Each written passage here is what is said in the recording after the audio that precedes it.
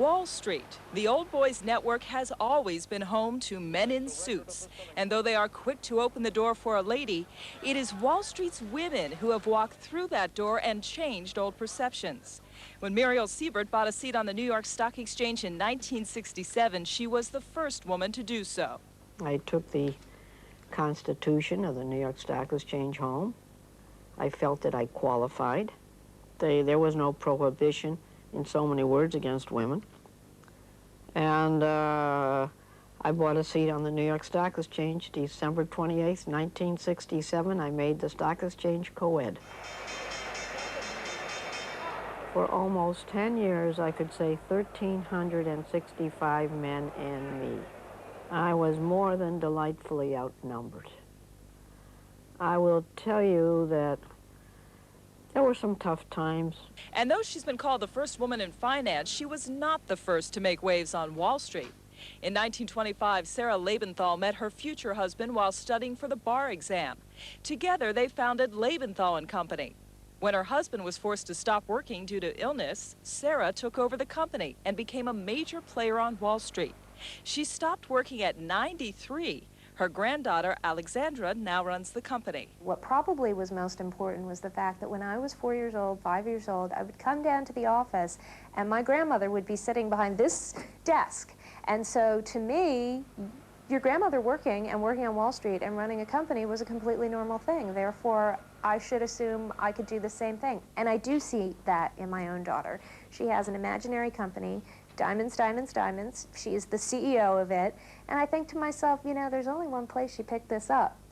Having female family members in finance has helped pave the way. But for most of the women veterans on the street, bumping into a glass ceiling was the norm. Sometimes getting to a meeting became more of a barrier than partaking in it. I go to the elevator, they wouldn't let me in the elevator. So I had to walk through the kitchen and up the back stairs. And I was sitting in that room getting madder and madder and madder. I mean, really mad. So much so that I did not know what was going on in the meeting.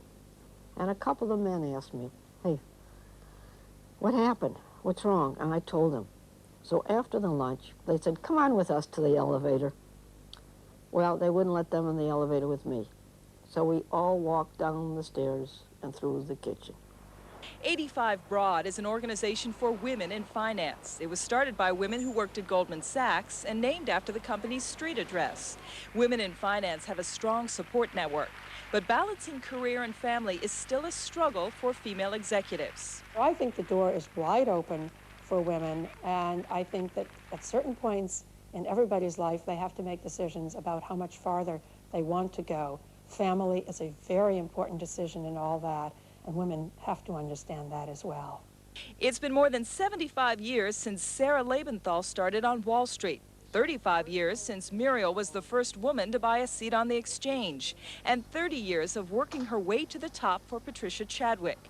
These women of Wall Street have different perspectives, but they seem to share a common hope for the future. If we reach a point in time where those women have access to the same opportunities, access to capital, both in the public and private markets, and really recognize the power of the female entrepreneur, again, I'll feel that that's a significant achievement for all of us. There were both opportunities and times when it was more difficult.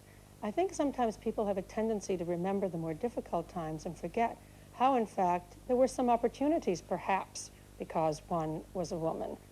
And I really hope that one of these days we're going to see that a woman can make the same mistakes and be head of a company the same way a man can.